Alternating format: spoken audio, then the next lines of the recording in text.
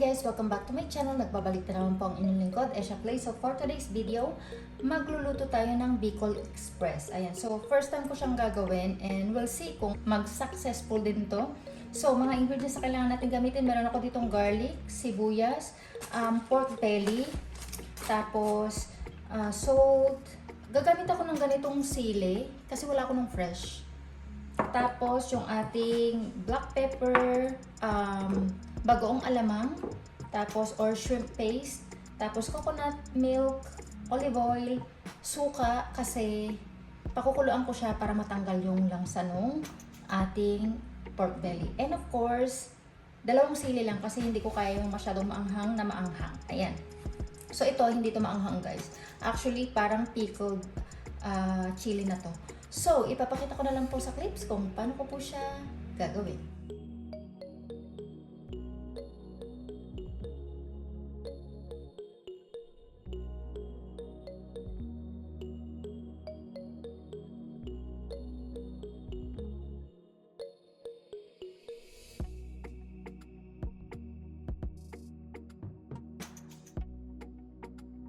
So, ayan na siya. Nahugasan ko na yan. Ayan. Peppercorn para matanggal yung langsa. Ang pabango. 1, 2. Ayan, so pakuluan natin ng 30 minutes. So ayan guys, okay na ako dyan. Pinakuluan ko lang siya ng 30 minutes. Hindi pa yan totally malambot na malambot kasi iluluto ko pa yan sa gata. So patayin ko na yan and then mag-umpisa na tayo magluto.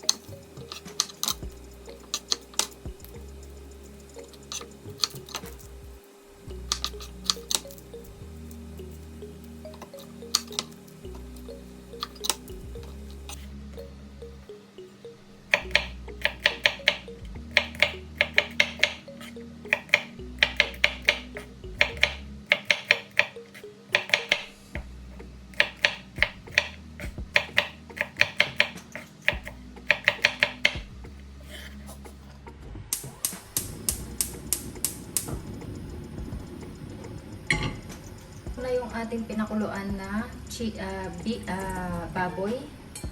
Ayan. And then, lagyan ko ng tubig para mag-ano siya. So, isang kutsa natin. So, balikan ko kayo later. Natin. Ayan, napupulso na siya. Antay lang natin na mag-brown para mas maganda yung kanyang texture. Ayan, habang natutuyo na siya guys, ngayon, habang nagsasakutsa siya, ilagay ko na yung ating garlic at saka sibuyas.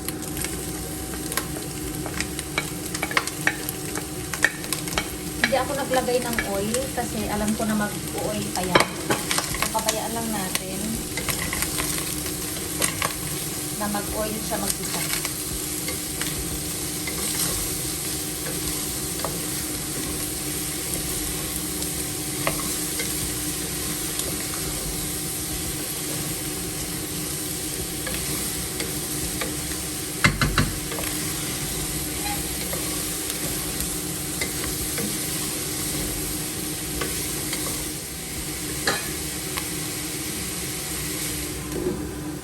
Ayan na siya guys. Okay na ako dyan. Translucent naman na yung ating sibuyas. Maglagay na tayo ng bagoong alamang.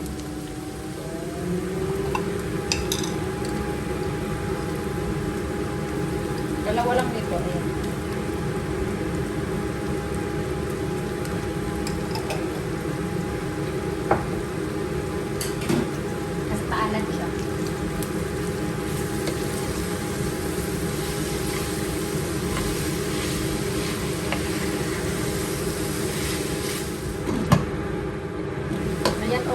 guys kasi naamoy dito. Kaya ilagay ko na kaagad itong ating coco milk.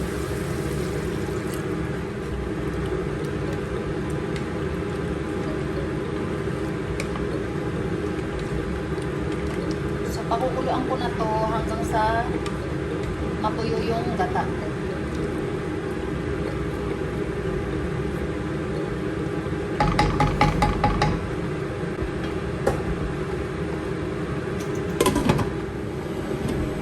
Ilalagay ko na rin kung ating ito, yun ang nabili kong ganito.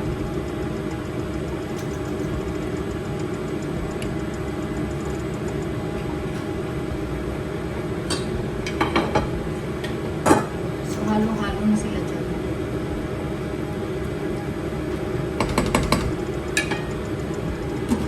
Kaya tikman ko lang kung anong lasa nito. Oh, maanghang pala to. Maanghang ng sili. My God. Oh.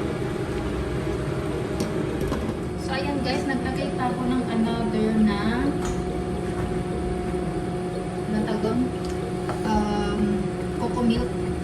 And then, maglagay lang din ako ng salt.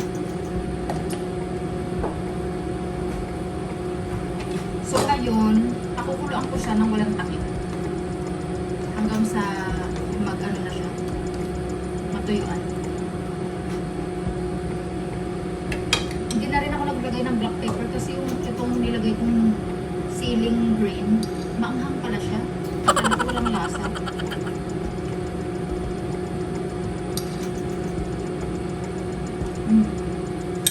So, balikan ko kayo kapag okay na siya.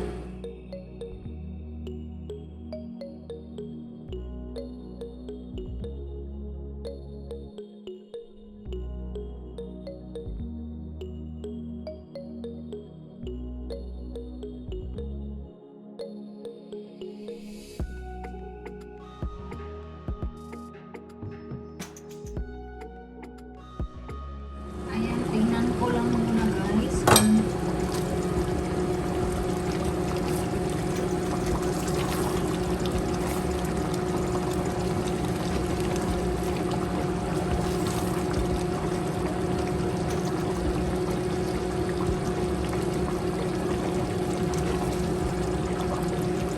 Ayan, so antayin lang.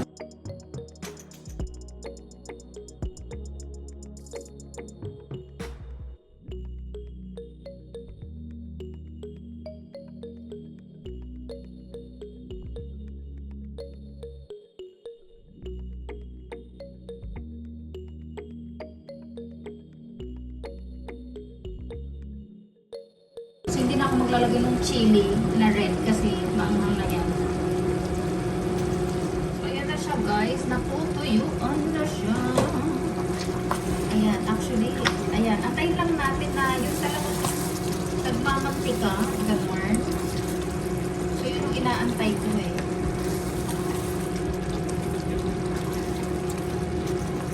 Kaya nasa mahinang apoy lang yan. Ating baboy ay talagang nagme-melt in your mouth na. But we will check it para makita nyo kung gano'n siya kalambot. Ayan o. Makita nyo ba yan? Naghihiwalay na sila. O, gano'n kalambot. Ayan. So, okay na ako dyan. So, inaantay ko na lang na ayan na, nakikita nyo ba yan guys? Yung parang teka. Ayan, yung mantika-mantika niya. Ganyan. So, yan yung inaantay natin para mag-successful itong ating Bicol Express. Malapit na yan.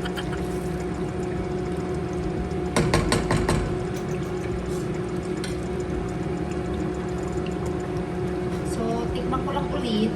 Siyempre, panay-tikim tayo dyan, guys.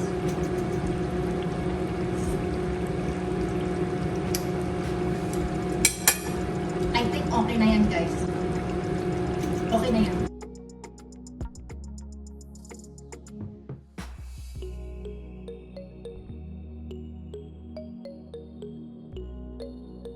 So there you have it guys. Ito na po yung ating nilutong Bicol Express. Ayan. So hindi ko ina-expect na itong chili na green is napakaanghang niya. Pero sakto rin naman kasi itong niluto natin ay medyo spicy dahil 'di ba Bicol Express is talagang maanghang siya. So yun lang. So guys, another ulam ideas na naman to. I hope nagustuhan niyo po yung ating recipe and video for today. Thank you for watching. Don't forget to like, comment, and subscribe to my channel. Thank you.